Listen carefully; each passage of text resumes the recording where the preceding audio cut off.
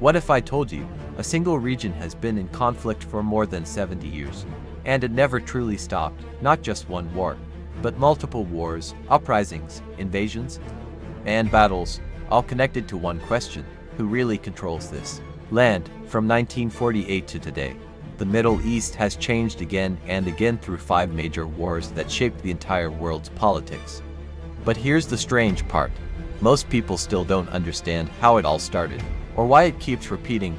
So in the next few minutes, I'll break down all 5 major Israel versus Arab wars in the simplest way possible. No confusion, no complicated terms, just clear history, and by the end of this video, you'll finally understand what really happened and why it still matters today. Background of wars. To understand these wars, we need to go back a little. After World War I, the region called Palestine was under British control, but inside this land, there were 2 groups with very different dreams. One group was the local Arab population who had lived there for generations. The other group was Jewish people, many of whom had returned after facing persecution in Europe over time.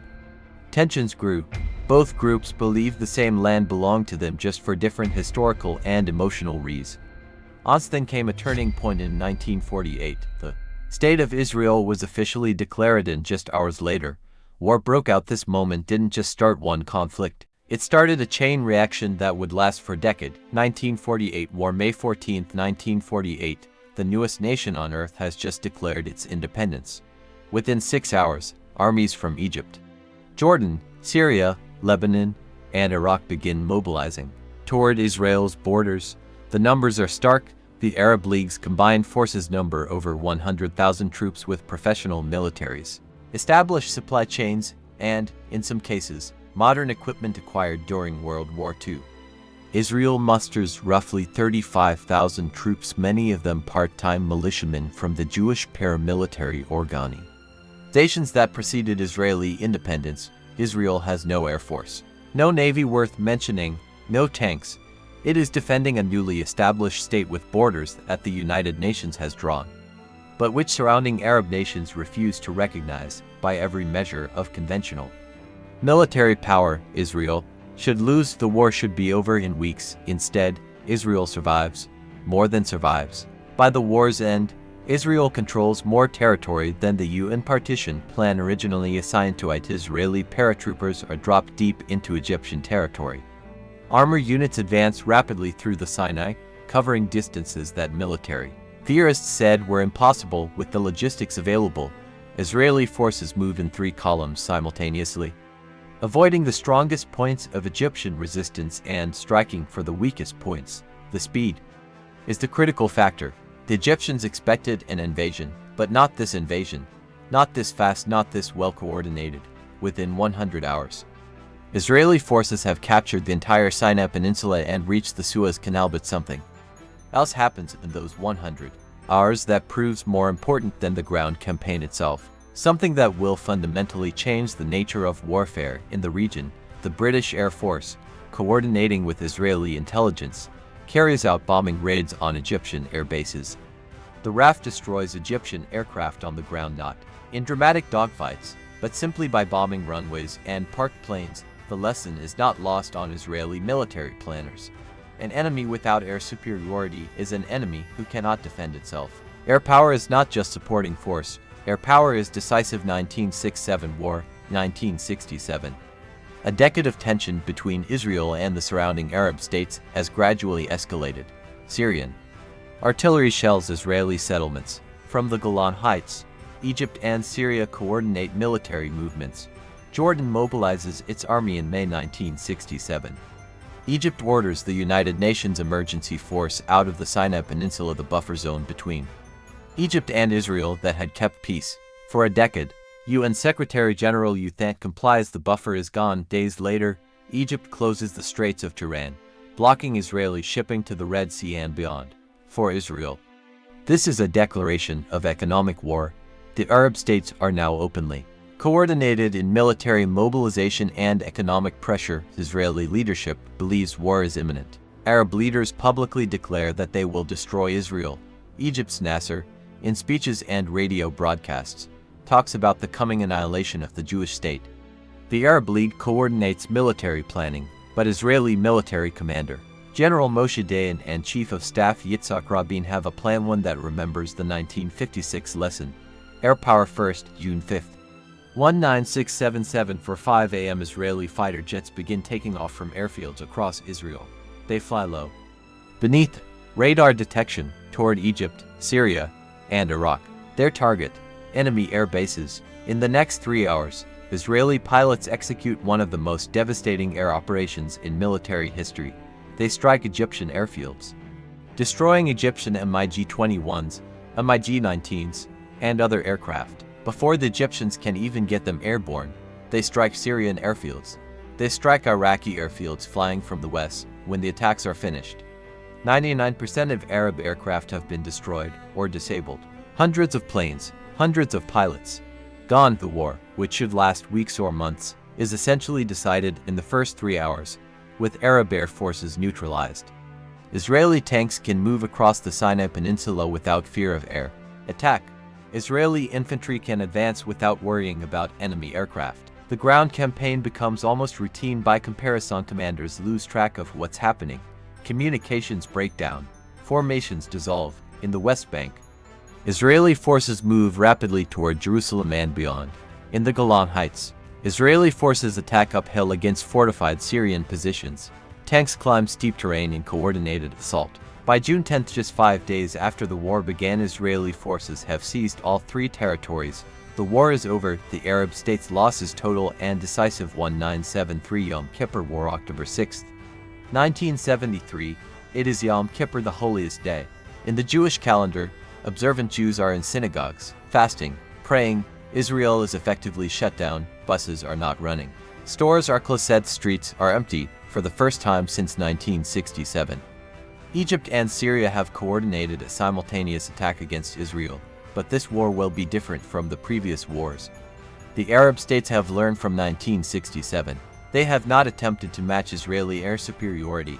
Instead, they have imported Soviet air defense systems, the fearsome SAM-6 missiles, capable of shooting down aircraft at high altitude.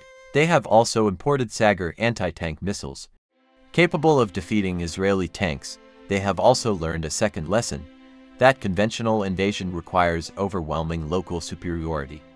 Rather than spreading forces across entire borders, Egypt and Syria will concentrate enormous force on narrow frontages. They will attack where they are strongest, not where Israel is weak. Israeli forces are shocked, not just by the initial success, but by the scale and coordination of the Egyptian assault. For the first time in 4 wars, an Arab military force has achieved tactical surprise. For the first time, an Arab commander has orchestrated a coordinated, well-planned assault that breaks through Israeli defenses. The psychological impact is enormous. Israel is not invincible, but Israel has a unique military advantage: the ability to mobilize enormous numbers of reserves in a matter of days. The standing army is small, but Israel has trained hundreds of thousands of reserves who can be called up rapidly, within 3 to 4 days. Israeli reserves are mobilizing. Armor units are moving toward the front. Israeli military commander David Dado Elazar begins planning a counterattack. He understands that Israel cannot hope to contain the Egyptian forces indefinitely. He must strike back. The plan is daring. While Israeli forces in the Sinai hold the Egyptian assault, Israeli forces will make a surprise crossing of the canal, circling around the Egyptian army and striking it from the rear. The plan is assigned to General Ariel Sharon, a bold commander known for unconventional thinking. The October 24th, Sharon's forces have encircled the Egyptian Third Army. The Israeli forces are positioned to annihilate it. Egyptian casualties are mounting. Egyptian senior commanders realize the battle has turned decisively. The United Nations calls for a ceasefire. The Soviet Union, backing Egypt, and the United States, backing Israel, negotiate a ceasefire agreement. On October 24th to 25th, the fighting stops. When the smoke clears, the 1973 war presents a paradox. Both sides claim victory. The modern era, asymmetrical conflict 2008-2003 on December 27, 2008. Israeli aircraft begin a massive bombing campaign against Gaza. The targets are supposedly Hamas military sites, training camps, weapons depots, government buildings. but in Gaza territory just 25 miles long and 8 miles wide. With 1.5 million civilians packed into it, the distinction between military and civilian areas is murky at best. The air campaign lasts 22 days. On January 3, 2009, Israeli ground forces cross into Gaza. What began as an air campaign becomes a ground war. Israeli forces face poorly equipped Hamas fighters and other Palestinian groups. The Palestinians have no heavy weapons, no armor, no air force. They can only respond with small arms, makeshift explosives, and occasionally, the same Qassam rockets. The 2014 Gaza conflict, 6 years after Operation Cast Lead. Tensions between Israel and Hamas escalate again.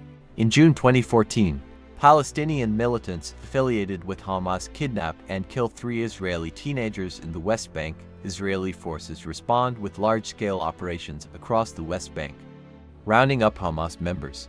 Then, in July 2014, Hamas and other Palestinian groups begin launching hundreds of rockets into Israel. The pattern of 2008 repeats. By August 2014, after 50 days of fighting, a ceasefire is negotiated. Again, Israeli forces have occupied significant areas of Gaza. Again, Hamas has not been destroyed.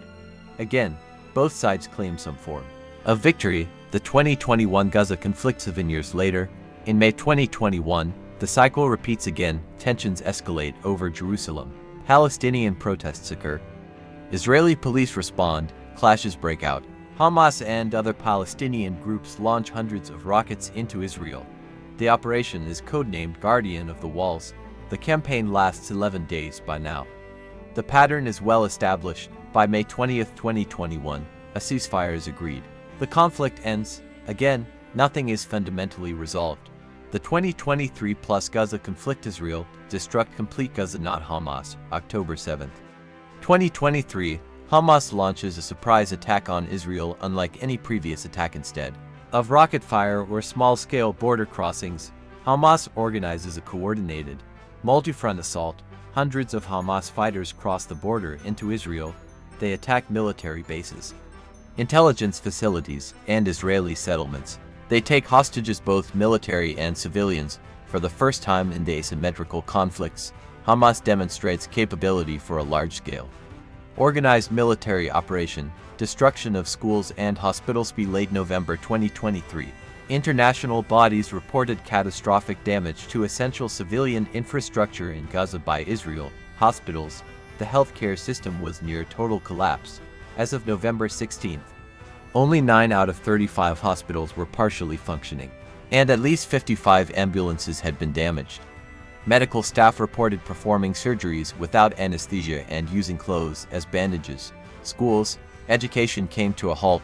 Over 279 educational facilities were damaged, representing more than 51% of all schools, leaving no access to education for Gaza's 625,000 students. Additionally, a comprehensive satellite analysis by the UN Satellite Center UNOSAT found that by November 26, 2023, an estimated 18% of all structures in Gaza had been damaged or destroyed. Casualties. Israel killed women and children in the early weeks of the conflict. The civilian death toll was severe.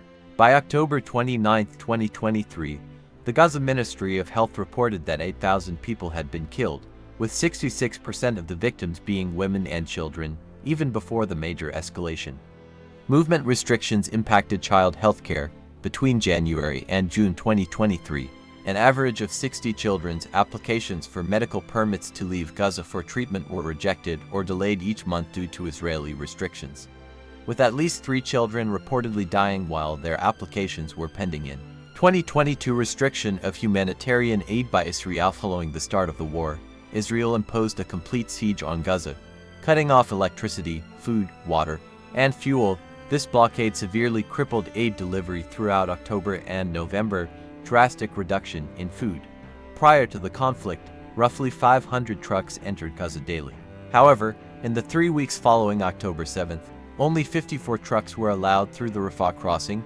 The UN warned that food supplies would only last for a few days. Fuel blocked. While some food and medicine were eventually allowed in, Israel initially banned fuel imports, fearing it would be diverted This caused backup generators at hospitals, including those running 130 premature baby incubators, to run out directly, endangering patients' lives. Water crisis. The blockade left water production capacity at just 5% of normal levels, forcing thousands to drink contaminated saline water, raising the risk of disease. All sources WG. Other information in description. If you further reading, please like video and subscribe channel.